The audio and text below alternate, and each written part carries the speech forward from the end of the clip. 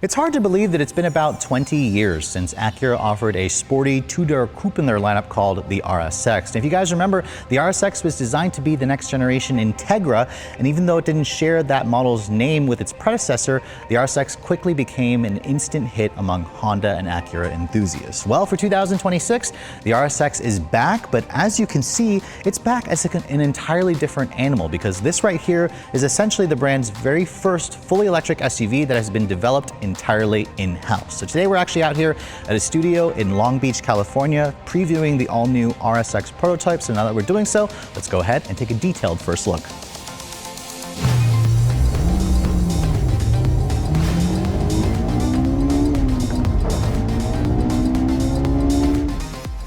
Now, before you guys come at Acura with your pitchforks because this vehicle clearly is nothing like the previous generation RSX, I want to remind you guys the Integra is already back and it's been doing extremely well for Acura. So that essentially left the RSX nameplate to kind of move forward into the future. And even though this vehicle shares a name with the original RSX, Acura basically says this is not going to be a successor to that previous generation model. Think of the Integra as that model. So of course, now that we've gotten that out of the way, let's go ahead and talk about the exterior styling of the RSX prototype. Again, I want to remind you guys, this is a prototype model, so it's technically not like a 2026 or 2027 model year, but Acura has confirmed it will be going on sale sometime in the second quarter of 2026. So you're gonna have to wait about a year, a little under a year, to actually get your hands on this vehicle. Now, looking at the exterior design, if you guys remember our review on the Precision EV concept from last year at Pebble Beach, this vehicle is essentially just the continuation of that, except now it's actually a prototype with a name as opposed to just being a shell.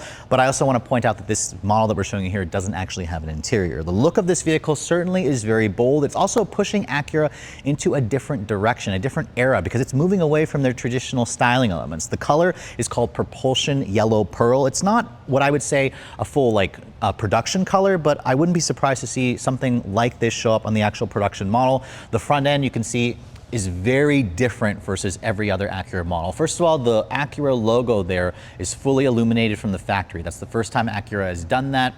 Before, you could get an illuminated logo, but it kind of just created like a halo effect.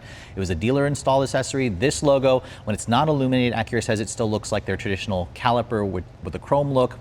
But when it's illuminated, it certainly gives it a nice, light signature that looks very distinctive. The headlights, this is kind of where I personally prefer Acura's current design language, because as you can see, it moves away from their jewel eye projector chicane style headlights. Instead, you have this, signature LED daytime running light, which also should function as the turn signal. It also has the very trendy divorced look from the turn signal, the daytime running light, to the headlight projector here.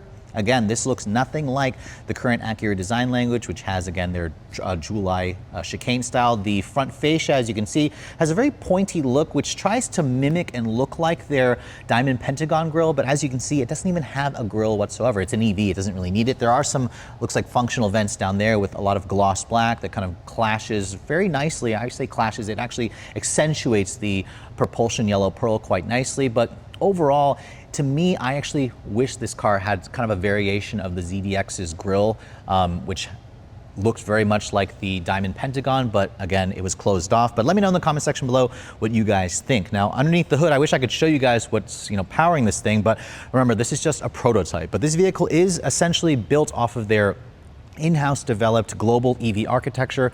Honda actually showed off that car as the Honda Zero Saloon and the SUV at CES earlier this year. Basically, what Honda showed off back in CES had a vehicle that had a lithium-ion battery pack that was targeting around 300 miles of all-electric range, and the horsepower figure was around like 241 horsepower plus another 67 horsepower, depending on if you guys went with the rear-wheel drive or all-wheel drive. So I imagine that this vehicle will essentially use the same propulsion system, the same powertrain, the same battery packs. But again, as of this filming, we don't have those detailed specs. I also don't know if this vehicle is running off of a 400 volt or an 800 volt architecture. I would imagine that if Honda's going to go through the trouble and also make us wait for their own in-house developed EV, that this is probably going to be on the 800 volt architecture. But they have confirmed that that charge port door right there, which I can't open right now because this is a prototype, will have the NACS plug. So at least you'll be able to go to Tesla charging stations. It's the J3400 plug. So it is, again, future-proofing the vehicle And if we're going to be waiting that long, it's good that Acura is giving us the latest in terms of tech. Now, in terms of the dimensions, as you can see, I don't have the final figures just yet, but Acura says this vehicle is going to be essentially slotting below the ZDX, which means this vehicle is going to be smaller. The company did say that it should be about the same size as an Acura RDX, which I'm going to estimate around 187 inches long in the overall length. This should be about the same size as the Tesla Model Y. The silhouette actually reminds me a lot of that vehicle with the kind of coupe-ified look. Now, looking at the wheels, you can see this prototype has these very, very intricate and attractive and large 21-inch alloy wheels.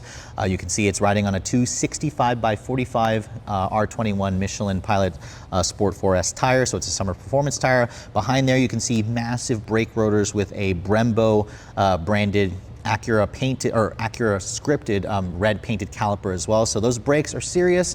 Acura hasn't mentioned if these are again going to make it to production. But I love the way the wheels look with the offset. It's pushed out into the corner, into the fenders really nicely. You'll have these, gloss black wheel arch trim that kind of carries over into the side sill. And also you can see the charge port doors over here on the driver's side. I'm not entirely sure if this is motorized or not. And then you're also looking over here, this side mirror here is a digital camera. This is not legal in the United States, so I imagine the production version will have actual traditional mirrors, which again, if you look at the rest of the silhouette of the vehicle, you have this kind of black painted roof. You have a panoramic glass roof that's fixed.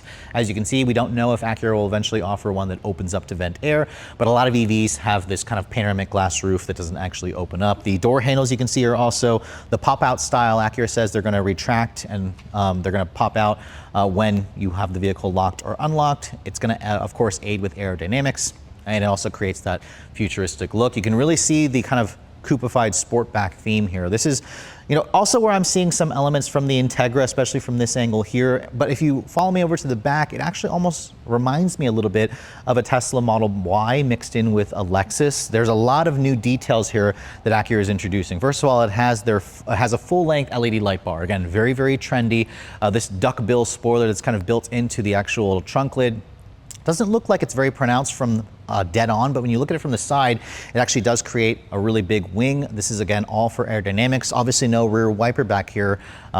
The aerodynamics of this vehicle should allow for the water to kind of just bead off as you drive down the road. And then as you can see here, there's just this big new script here that spells out Acura. It actually is in a new font, and it very much is following with the trend of what everyone other brand is doing. Lexus started doing this a few years ago, and Acura, as you can see, says that this styling language should be applied to their models moving forward. You can see the rest of the fascia has some more gloss black accents down here. There's also a third brake light that's down here, although that's probably just an accent light instead. I wasn't able to kind of show you guys any turn signals and whatnot. I'm not sure if this has like full LEDs back here. There are some functional openings off to the side here, which again, that allows for air to kind of pass through.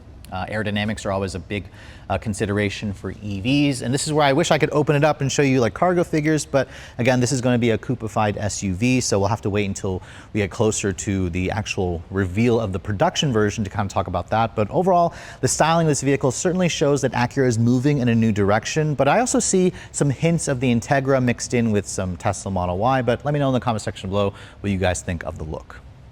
Now, in case you guys are wondering what the interior is going to be like in this new RSX prototype, you're going to have to wait a little bit longer because this prototype clearly does not have an interior that's ready. However, I want to go back to that Honda Zero Series concept that they had in this as a saloon, as an SUV back at CES earlier this year, because that vehicle essentially was the first Honda vehicle to run off of their new Osmo OS software. This is where Honda and Acura essentially spent thousands of dollars or lots of research and time to essentially develop the software that it needs to, compete with other EV models, because not only can Acura do software updates in terms of the infotainment system, but they'll also be able to do over-the-air updates if they wanted to give this vehicle more power or more range, which is something that Tesla has been able to do for a long time. If you're also curious about what the interior could look like, again, go back and take a look at the Honda Zero Series concepts, where they have essentially almost like a pillar-to-pillar wall of screens along with the screen in the center. Again, it might be a little bit overwhelming, but that's where the rest of the industry is heading, and it's where Acura needs to head, because if you look at their current infotainment systems today, Honda and Acura are really starting to fall behind in terms of screen real estate. They've got the great Google software, but all of their screens are looking a lot smaller compared to its rivals. So I'm very much looking forward to seeing what Acura is going to show us sometime, hopefully by the end of this year or maybe early next year, when we see a model that's closer to production form. Now, speaking of which, if you guys are interested in this vehicle and getting your hands on one, again, you're going to have to wait until the second quarter of 2026. So that kind of makes me believe that this model, when it finally comes out, is going to be a 2027 model year. We won't know again as we get closer to that on sale date. And if you're thinking about pricing, obviously all we can do is speculate now, because the RSX, I want you guys to kind of disconnect yourself from the original model in terms of pricing. Acura did say that this vehicle will slot below the ZDX in terms of size and most likely in terms of price. The ZDX currently starts at around $65,000, goes to around $75,000, which means I would probably estimate this vehicle is probably going to be a little bit more expensive than an RDX. An RDX currently starts at around $45,000, so don't be surprised to see a sub $50,000 price tag when this vehicle goes on sale. Again, it is going to be more expensive versus something like a Model Y I'm estimating, but that's personally my speculation. But overall, I think Acura certainly is going very bold with this direction. I'm also seeing that they're, to me, almost losing a little bit of their brand identity as they're kind of searching for their new identity. But it is nice to see at least Acura develop and introduce a vehicle that is entirely their own software, because they've gotten some flack, of course, with borrowing, architectures and software from General Motors. But with the introduction of the RSX prototypes, prototype is going to show Acura moving into the next phase, and we should again see a lot of other Acura and Honda models riding on this brand new Honda Zero architecture. But hope you guys have enjoyed my full detailed overview on this brand new Acura RSX prototype. If you're also looking to see the latest cars I'm testing, be sure to follow me on Instagram at redline_reviews, like us on Facebook, and as always guys, please keep subscribing to the Redline Reviews YouTube channel for all the latest reviews. Thank you so much for watching. I'll catch you all in the next video.